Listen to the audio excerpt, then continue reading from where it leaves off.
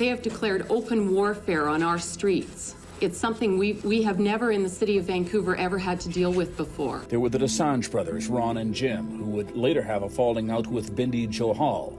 Not only was this organized crime, but it was orchestrated. It was a public showing off, if you will, one that's not been seen since. And when there were finally charges, no one could have written the twist that happened during the court case. Hey guys, in today's video, we're going to talk about the notorious gangster from Vancouver, BC, named Bhupinder Johal, aka Bindy Johal.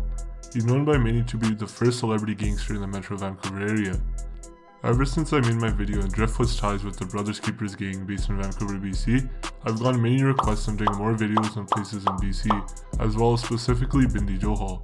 And after looking into who he was and finding out just how insane his story was, I thought it was worthwhile to make a video. This is my first video that doesn't directly have anything to do with Toronto, so let me know in the comments if you would like to see more videos about Canada in general in the future. As I mentioned before, Bindy Johal was a well-known gangster, not only to police but also to many people in the area, because of how infamous of a character he was. When most people are under investigation and are receiving lots of attention from the feds, they understandably normally try to lay low for a while, while Bindy seemed to enjoy the fame that came along with it. With him regularly going to clubs and knowing that the police were following him everywhere he went. He became a famous figure through his public beefs on the media and interviews with news networks, as well as how he was the leader of a gang involved with a huge gang war and was essentially the face of the Indian gang problems in Vancouver at the time, with him reportedly making $70,000 to $90,000 a week at the height of his career. But even with him obviously being a criminal, many people see him as a hero, and I'll talk more about that at the end of the video. Let's get into it. Bindy was born in the state of Punjab in India and immigrated to Canada with his family when he was 4 years old in 1975.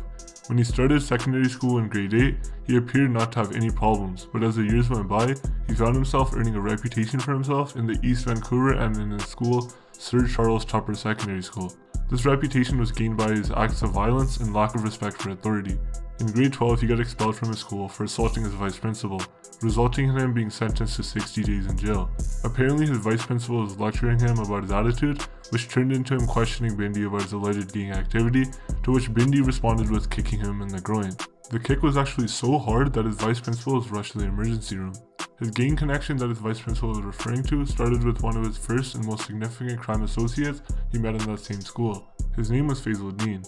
Faizuddin was a member of the Los Diablos street gang at that time. Los Diablos was a mid-level criminal organization that sold drugs and completed the violent contracted work that larger groups like the Lotus Gang tried to avoid getting involved with. In the 1960s, Los Diablos was mostly made up of people who spoke Spanish, but the gang became more multi-ethnic over time. It got to the point that when Bindy joined the gang in the late 80s, its members were almost exclusively of South Asian descent. Leadership of Los Diablos was held by Ron and Jimmy Dosanjh. Ron was said to be the brains of the organization, while Jimmy was the muscle. They bought narcotics in bulk and used their network of dealers to distribute the cocaine to customers across the city. Bindy was one of the dealers. When Bindy was asked in court about his relationship with Jimmy Dosanjh, he said, quote unquote, "I was a small-time drug dealer, he was a big-time guy. Wherever we went, we got respect because everyone was afraid of him. He was a big shot, and when I was beside him, I was a big shot." However, everything started to change when Jimmy Dosanjh was arrested with the murder of a Colombian cocaine trafficker. When Dosanjh was awaiting his trial, Bindy and Faisal decided to start working on their own and created their own gang. They began buying cocaine in bulk and selling it on the streets in direct competition with Ron Dosanjh and the Los Diablos. It was a really bold move, but Bindy knew that Ron was vulnerable at the time due to his brother being locked up. The plan actually ended up working so well that some of the Los Diablos members left to join Bindy and Faisal's gang. There was a slight peace between the rival gangs for a short period of time until some dramatic events would take place and bring Bindy to the public eye. It all started when Bindy's associate Faisal was arrested for the murder of a man named Bhupinder Johal. On the night of October 12th, Faisal called Bhupinder to set up a meeting, telling him that police had uncovered a credit card scam that they were operating. Bhupinder was on his way to work a night shift at a salvage yard, so he told Faisal to meet him there. When Faisal arrived alongside a man named Rajinder Banji, Bhupinder knew that the meeting wouldn't be about credit cards. It turns out that Bhupinder was dating Rajinder's 17-year-old sister, and he wasn't very happy about that. According to a court testimony, Faisal held Bhupinder down while Rajinder stabbed him 53 times. But where things get even more extreme is that 2 days later, Rajinder's sister committed suicide by jumping off of a bridge.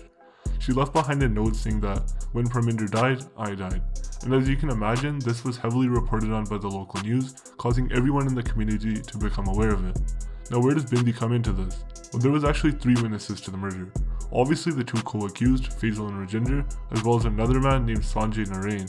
Apparently Sanjay was known to brag to women about his criminal activities and to freebase cocaine.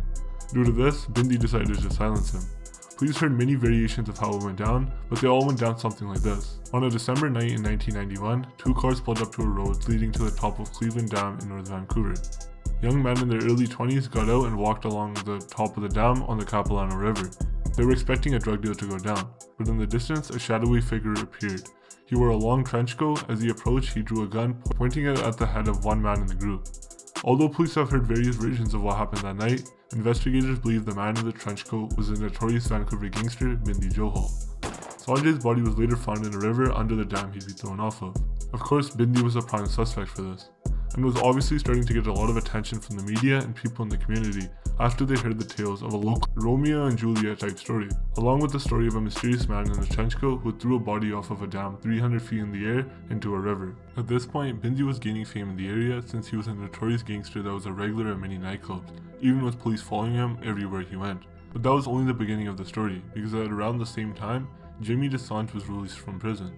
Witnesses at the preliminary hearing for his alleged murder refused to testify against him in court, so due to a lack of evidence, his charges were dropped and he was once again a free man. When he got out and heard about the news of one of his former lieutenants starting a gang that was a direct rival to his own, he obviously wasn't very happy, so he hired a hitman to take out Bindy. To this day, nobody really knows how Bindy found out about the hit on him, but he ended up paying the hitman twice what he was going to get paid to kill him to take out Jimmy Dosanjh instead, which he ended up doing. From this point, the community was convinced that Bindy was responsible for this murder, which was actually such a popular belief that he was invited to appear on the news to talk about what this killing meant for the future of the gang war in East Vancouver. During the interview, he said, "This Jimmy Dosanjh, they portrayed him as a hitman, this, that. I mean, I guess he was a very serious person. From what I've seen of him on the street, I personally think he couldn't have hit his way out of a paper bag." Next, they went to Ron Dosanjh's home to get his opinions on the situation to try and uncover the truth. Ron Dosanjh had his share of disrespect to say about Bindy, saying, "If you want to talk about nobody, if anybody's a nobody buddy, maybe that's why your life is worth a loony on the streets today. I wouldn't shoot you in the back, but I'd do it right face to face, square in the forehead." So obviously this back and forth trash talking on the news was making a public situation even more public, but it doesn't stop there. After this, there were drive-by shootings, nightclub shootings, and shootings in the street. And 2 weeks from the time of the interviews, Ron Dosanjh himself was shot dead in a drive-by shooting. He was reported to be waiting for a traffic light to change when a shooter came beside his truck and started firing at him with an AR-10 assault rifle in broad daylight. This public execution cemented Bindy's reputation as Vancouver's first celebrity gangster. The violence kept escalating from there though, because after the murder of Ron Dosanjh, Bindy decided to go into hiding, and hired his neighbor to watch his dog for a couple weeks while he was gone. And tragically, while the dog sitter was taking the dog for a walk in a park, a hit squad started firing at him with an AK-47, resulting in him being killed. News reporters were able to find Bindy and asked him if they thought that his life was in danger. To this, he replied with his most famous line, "Just want these guys to know you got another thing coming, bitch. I'm still around." He wasn't around long. Now at this point, the city obviously had some major issues to figure out, since dog walkers were being murdered and gang leaders were beefing on the news. This is when the mayor organized a 150-man police unit to investigate the killings, spending over $1 million to solve these crimes and take down Bindy. Eventually, the police arrested Bindy and 4 others, and charged them with the murder of the Dosanjh brothers. 3 of the accused were released on a $100,000 bond, but they deemed Bindy and one other co-defendant too dangerous to release. The case ended up being one of the longest and most expensive in Canadian history because of all the security that was needed.